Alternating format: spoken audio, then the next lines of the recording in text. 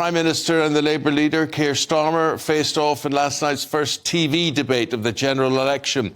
Going head-to-head, Rishi Sunak accused Sir Keir Starmer of settling his eyes on raiding pension pots and hiking taxes. The cost of living also came up, as did the NHS, which Sir Keir said is broken. Let's take a look back at what was said. Keir Starmer said, smash the gangs. We put new laws in Parliament that have now led to almost 1,000 criminals and people smugglers being arrested, serving hundreds of years in jail.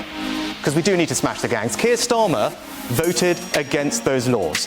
So as ever, you say one thing here, but your track record says something completely different, and you can't be trusted to tackle immigration. But I don't want to put a ceiling on our ambition, so let the whole lot go. The waiting lists are coming down. But what Keir Starmer didn't mention to you, which you did, Julie. Waiting list 7.2 million, they're now 7.5 million. He says they're coming down, and this is the guy who says he's good at maths. Yeah, they are now coming down. They are now coming down. 7.2 when you said you get them down. 7.2 million, they're now 7.5 million. I'd like you to explain how they're coming down. We will get rid of the tax break on private schools to pay for it. That's a tough choice. I do understand that. It's a tough choice. We will, on July the 4th, win this seat. I'm humbled to be here. I'm flattered by your reception, and I promise I will do my best. No, this is important. Mark my words. Labour will raise your taxes. It's in their DNA. Your work, your car, your pension. Thank you. OK, you name it, sorry, Labour will tax it. I'm just going to just draw breath there a moment.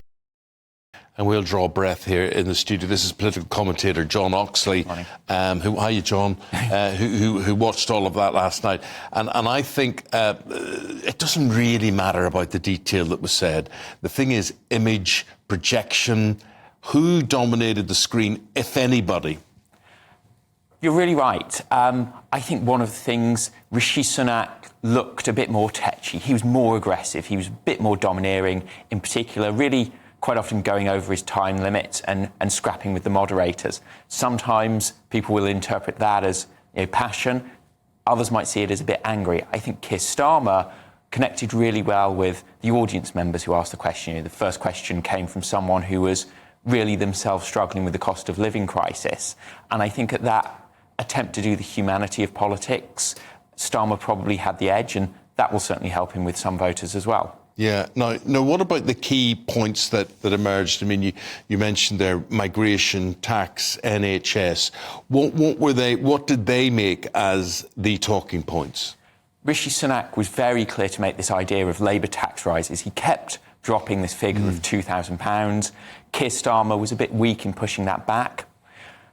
As well, Sunak was really going for this idea that he's the man with the plan and Starmer isn't, really challenging the Labour leader about what he'd do, particularly in regards to illegal migration, what he'd do about the doctors' strike. Whereas Starmer, was, as we saw in the clip, was really pushing against the Conservatives' record in government, sort of saying what is going on with the NHS, what is going on with education, how have we reached this point when there's so many problems, and if you're the man to fix it, why haven't you or your party fixed it already?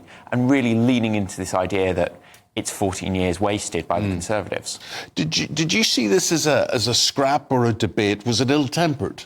It was. You can sense there was passion there, maybe a bit of bad blood between the two leaders. It wasn't, as cheery as some of the debates we've seen in the past on this platform. So Sunak attacking, Starmer on the defensive, but you thought, all in all, more prime ministerial, almost. I think that's right. I think Starmer seemed a little bit more in control of himself, building up to this idea that he's the man on the moment. Sunak looked like the challenger, which is really where the polls put him. Starmer is growing in confidence in the role, and I think that will have come across to many viewers as well.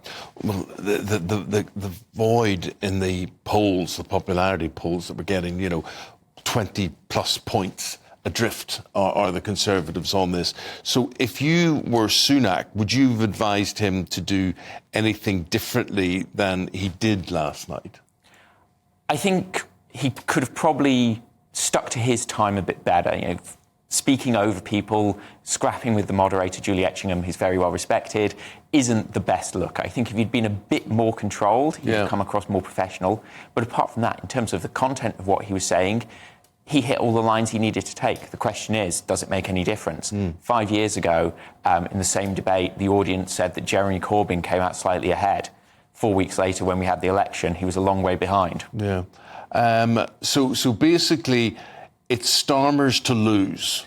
Yeah. Therefore, his tactics would have been what during the debate last night? Don't make any mistakes. Don't give the Conservatives any ammunition. Look as good as you can, but really don't take any risks, because in a debate like that, if you're the person in front, you're the one with everything to lose and not a huge amount to gain. And you basically thought he achieved that?